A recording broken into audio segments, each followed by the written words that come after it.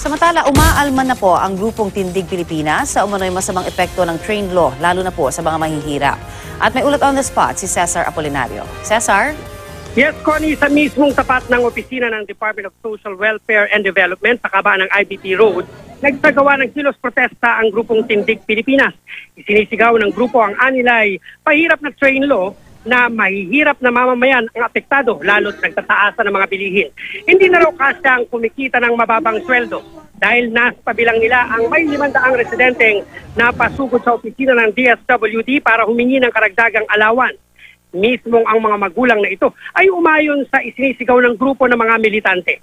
Ayon sa mga magulang na nakausap namin, ilan sa kanila ay nakakatanggap ng iba pang allowance na binibigay ng gobyerno sa pamamagitan ng DSWD.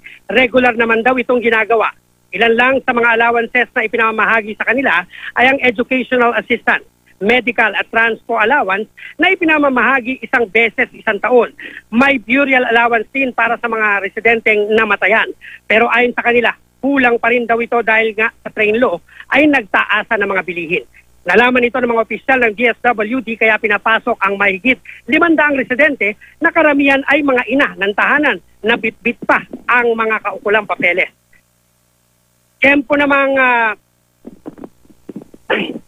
itong mga daan-daang may bahay na ito nakasama ang mga anak nila ay namimigay noon ng DSWD para sa educational allowance kaya pinapila sila at tumaan sa proseso. Ayon sa DSWD, regular daw itong ginagawa sa loob ng isang taon at kada pamilya ay binibigyan ng allowance.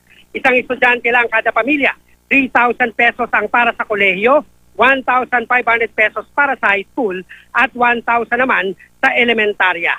At Connie, ayon sa DSWD, iba pa ang pamilyang nakakakuha naman ng mga benepisyo sa ilalim ng 4P. Connie? Maraming salamat, Cesar Apolinario.